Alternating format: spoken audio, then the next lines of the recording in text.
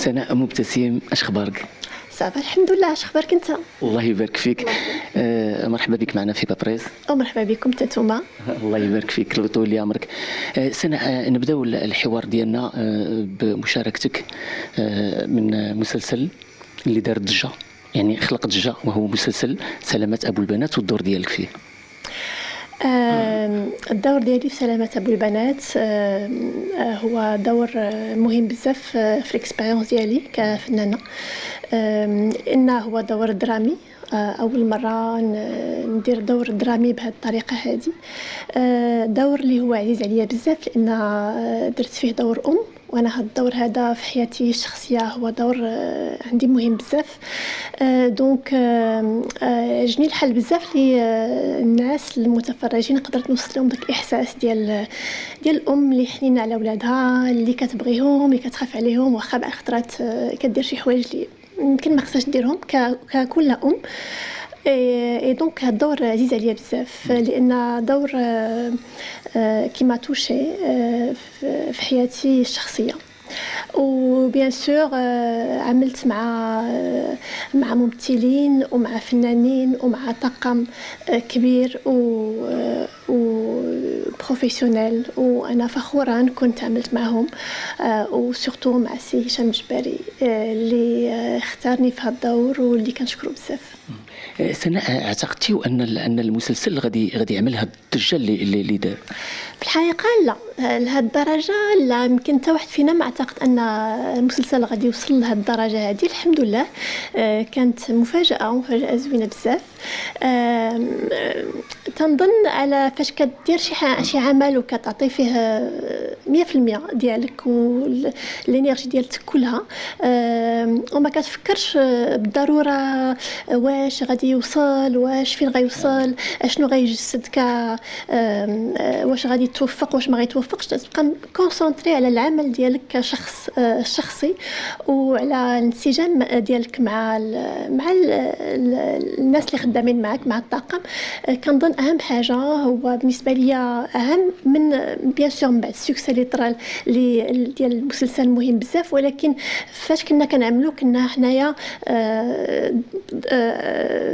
كونسونطرين على العمل ديالنا باش يخرج مزيان وباش نديروه باحسن طريقه ممكنه.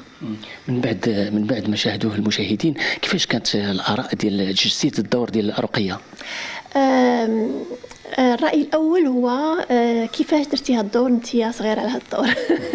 كل شيء سولني نفس السؤال. دونك أنا كنجاوب نفس الجواب على أنه ممثل أو ممثلة، الدور اللي كيجسد ماشي هو الشخص ديالو.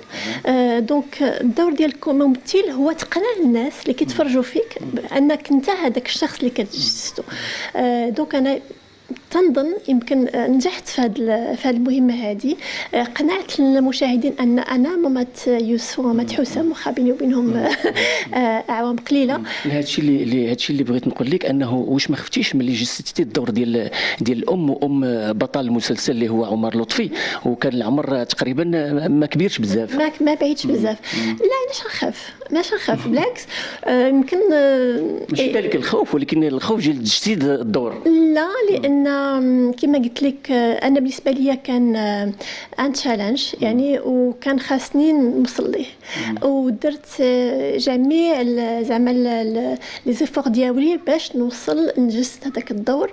والحمد لله العمل ديالي مع عمر، النهار الاول، المشهد الاول في ساعه سجمنا، وفي ساعه فهمني وفهمته في الدور ديالو، في الدور ديالي. دونك ما كان حتى شي مشكل، والحمد لله ديما مع المخرج ديالنا هشام اللي كيعرف كيفاش كل فنان يخلي على راحته ويجسد طريقه، بيان سور بالاداره ديالو بطبيعه الحال، ولكن كيخلي كل فنان يلقى الدور ديالو هو براسو. دونك كيعطي داك لو ريزولتا كيكون ناتوريل، ما كيكونش باين راك كتمثل. فعلا تحيه للفنان عمر من هذا المنبر هذا، لانه عمر هو من ذاته يعني انسان يعني سريع الفهم. لا، والعمل ديالو مع العمل معاه زوين بزاف، يعني كيسهل عليك. وكاين فنانين بزاف بحال هكا اللي ما كتخافش تتعامل معهم، لان كتعرفوا هو غادي يكون باغي حتى هو نفس الشيء، باغي ان داك لا سيكونس تخرج مزيانه، تخرج ناتوريل. حتى واحد ما كيخمم في راسو انا كيفاش انا نبان، وكيفاش انا اللي خاصني نبان اكثر، وانا فهمتيني يعني. كيفاش كتخدم مع فنانين بحال هكذا ما كتكونش هز هذا الهم هذا. دونك عارف ان الفنانين كلهم والطاقم كله باغي نفس الشيء، باغي ان داك المشهد يصدق مزيان ويصدق زوين ويقنع المشاهدين. دونك ما كيكونش مشكل. شنو الدور ديالك في سلامة ابو البنات، يعني درامي، وشنا كذلك الدور ديالك في زواج جو كخوا زواجي محال في كوميدي؟ يعني فين كتلقاي راحتك سناء؟ واش في لاكوميدي ولا في الدراما؟ كل عمل عنده لي كوتي ديالو زوينين. بون سي فري كو الدراما عجبتني بزاف، لان كان عندي شي اكسبيريونس قليله في الدراما، ولكن هاد الدراما هذا العمل هذا وهذا الدور عجبني، لان سورتو في الجزء الاول كنت شويه البيرسوناج ديالي كان شويه قبيح. وعجبني بزاف نجسد بيرسوناج قبيح، لان كيطلب مجهود اكثر. فاش كتمثل ظريف وهذا مزيان، ولكن ما كيطلبش واحد المجهود كفنان عليك انك تكون قبيح وتقنع الناس انك قبيح وانت هذا وكدير شي حوايج خايبين. وهذا كيطلب. وعجبني هذاك العمل باش نجسد ماشي كاع قبيحه بزاف رقيه في الجزء الاول، ولكن كانوا دي كريتيك ماشي ليا، كريتيك للبيرسوناج. علاش كديري هكا، علاش كتعملي بهذا، وعلاش انت ما ترضيش بهذا المستوى وهذا كيعجبوني هاد لي كومونتير، باسكو الناس كيتعاملوا معايا على انني انا رقيه. دونك سا فدي قنعتهم انني انا رقيه، وما كيهضرش معايا انني سناء مبتسم. دونك مواقف زوينه طرات ليا مع الجمهور، مع المشاهدين.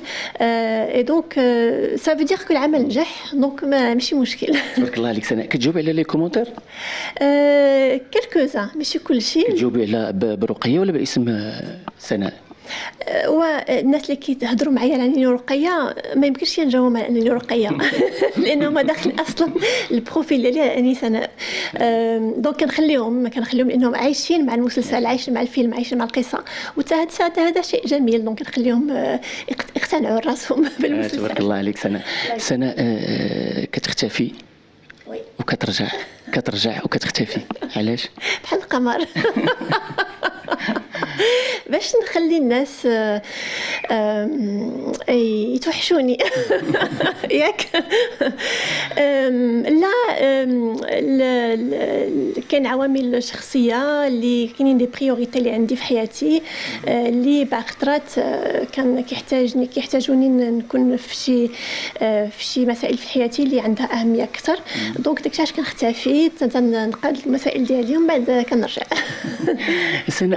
سناء أصدرتي مستحضرات طبيعية، وكذلك شركة باسم سناء، فوالا سكري دو سناء. واش هادشي باقي ساري الانتاج ولا؟ وي هادشي ساري الانتاج، لان هاد الفكره جاتني اونكور اون فوا بالانسجام مع الجمهور، لان الجمهور فاش اختفيت واحد المده كبيره ورجعت تفاجئوا باسكو قالوا لي كيفاش ما تبدلتيش، كيفاش كدير باش تعتني بالبشره ديالك، بشعرك، بهذا. وكانوا اسئله بزاف تقريبا كل بزاف المرات.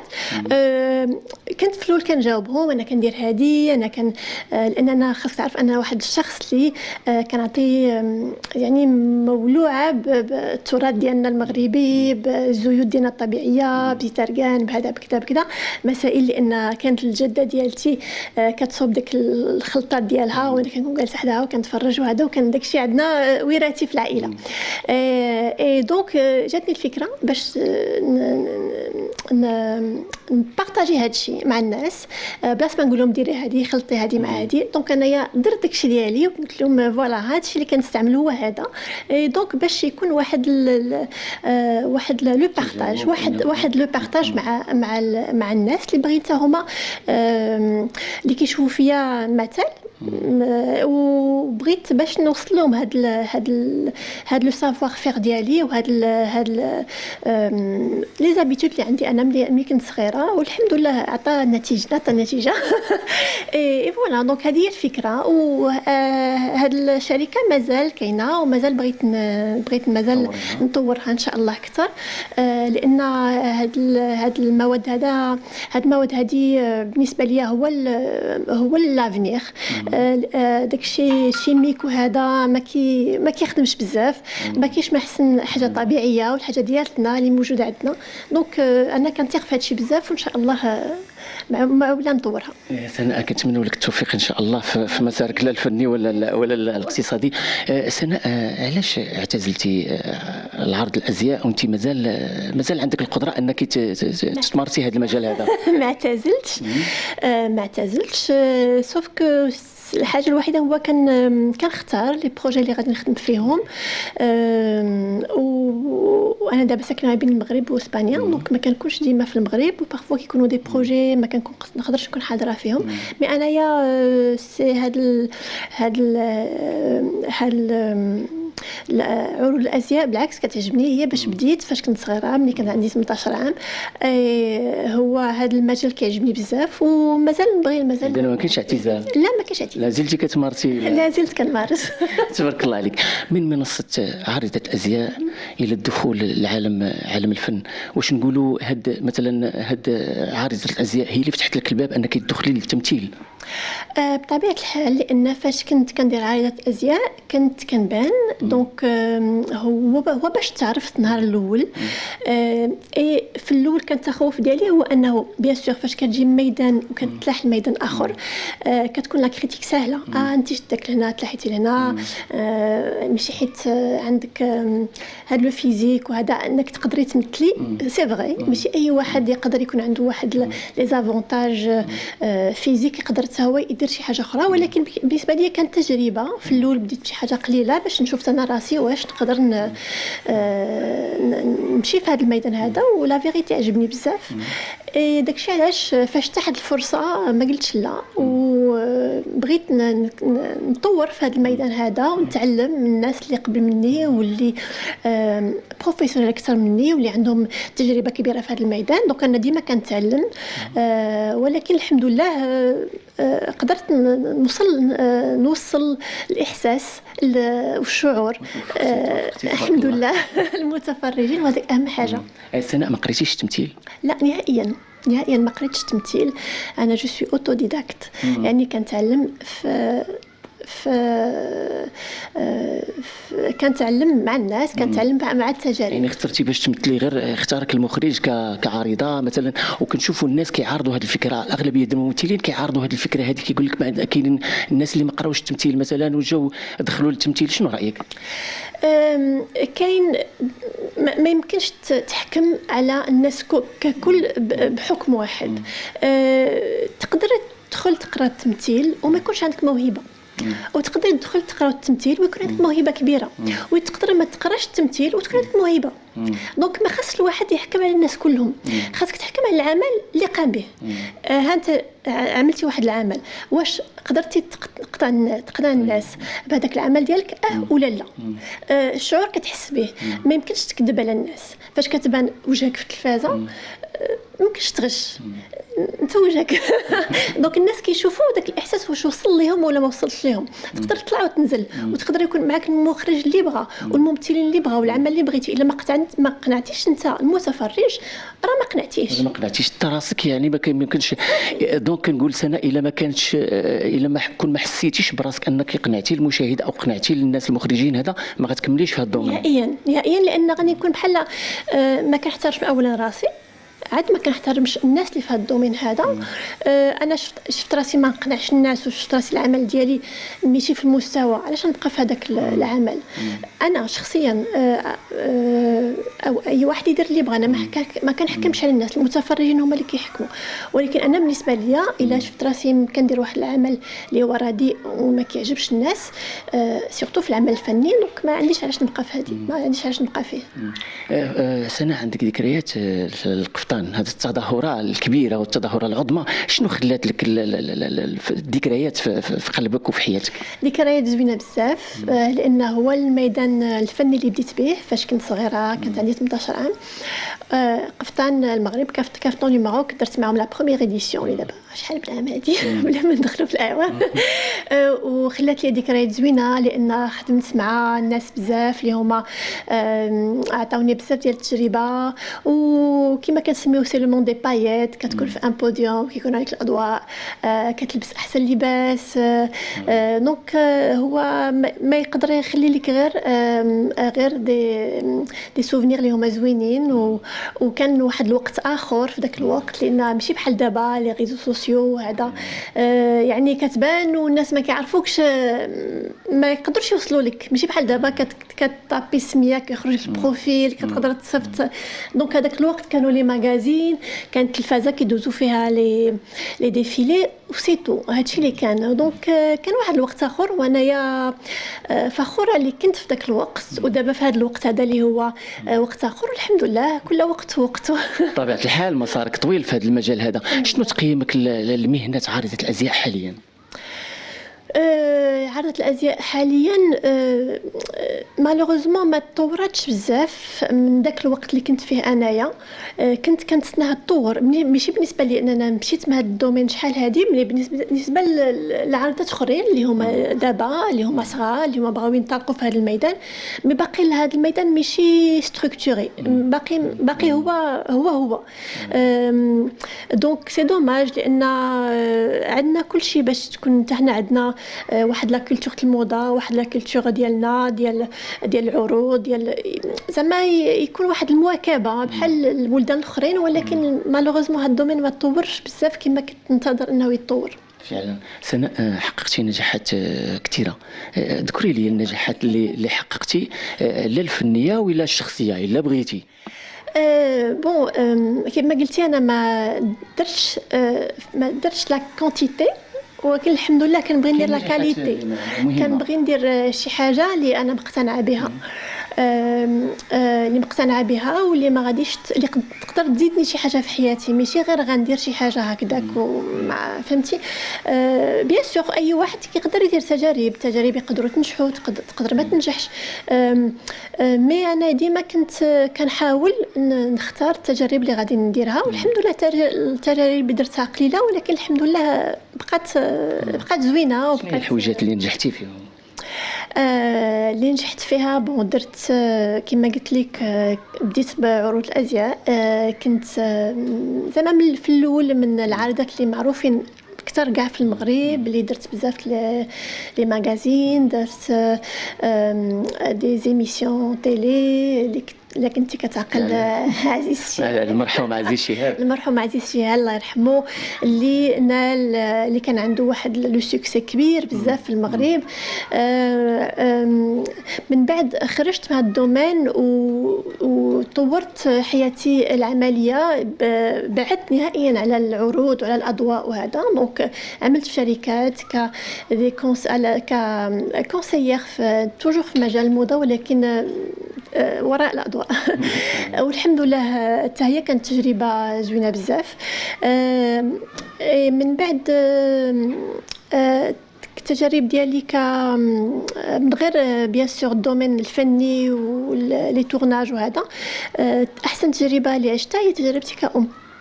هي تجربة اللي أنا مفتخرة بها بزاف واللي عطيتها أكبر وقت في حياتي والحمد لله ما ندمتش.